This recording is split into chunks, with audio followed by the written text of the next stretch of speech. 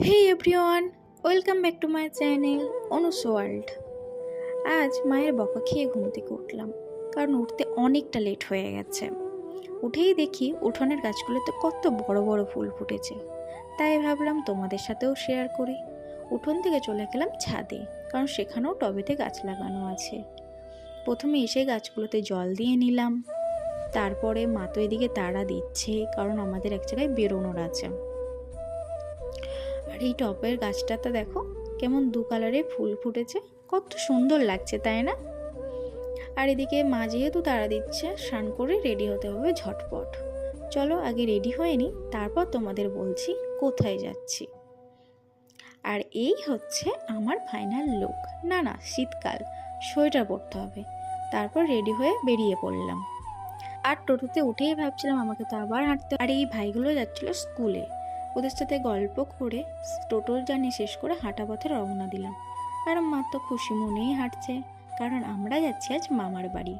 শুধু আমরা না, আমার মাসিমণিরাও যাচ্ছে। আর এই যে স্কুলটা দেখতে পাচ্ছ, এই পথ দিয়ে যখনই যাই আমার মা স্কুলটাকে দেখিয়ে বলে, জানিস এই স্কুলটাতে আমি পড়েছি। এসব গল্প শুনতে শুনতে মামার বাড়ির পথে রওনা দিলাম, কারণ আজ সেখানে আছে একটা ছোট্ট অনুষ্ঠান। অবশেষে পৌঁছে গেলাম। এসেই দেখি মামিমা দুয়ারে রান্না বান্না করছে, তাই জন্য ছাদে চলে এলাম। এই হচ্ছে আমার মামা দাদা, এটা আমার মেজো মাসিমণি, আর এটা হচ্ছে আমার মেজো মেশমশাই, আর এটা আমার ছোট মাসিমণি, আর এটা ছোট মাসিমণির মেয়ে। আর তখন বললাম যে একটা ছোট্ট অনুষ্ঠানের আয়োজন করা হয়েছে। ছোট্ট অনুষ্ঠান হচ্ছে আমার একটাই মামা, তার ছেলের জন্মদিন। বেশি কাউকে নিমন্ত্রণ করা হয়নি, আমরা এই কজনই ছিলাম।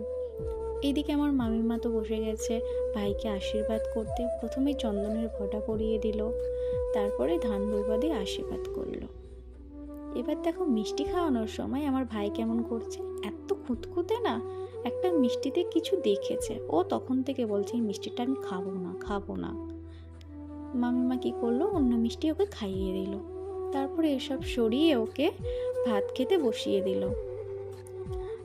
আজ মেনুতে যে কী ছিল সেটাই ভাইকে বলতে বলছিলাম, ও তখন আমাকে হাত দেখিয়ে বলছে না তুই বল।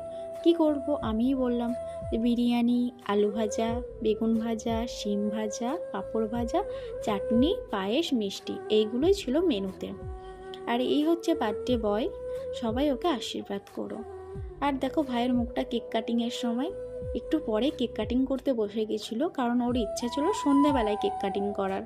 কিন্তু কি করব, আমাদের সময় শেষ, আমরা সবাই বাড়ির পথে রওনা দেব, সেই জন্য ওকে জোর করে কেক কাটিং করতে বসানো হয়ে গেছিলো। আর ও চেয়েছিল সন্ধ্যাবেলায় কেক কাটিং করতে, ইচ্ছা না থাকা সত্ত্বেও ওকে কেক কাটিং করতে হচ্ছিলো, তাই জন্য ওর মুখটা ওই রকম। কেক কাটিং করেই প্রথমে মামিমাকে খাইয়ে দিল।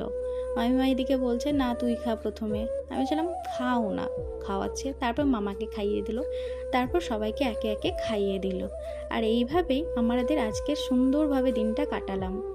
তারপর এইদিকে আমরা একে একে রওনা দিলাম। আজকের ভিডিওটা আজকের মতো এইটুকুই।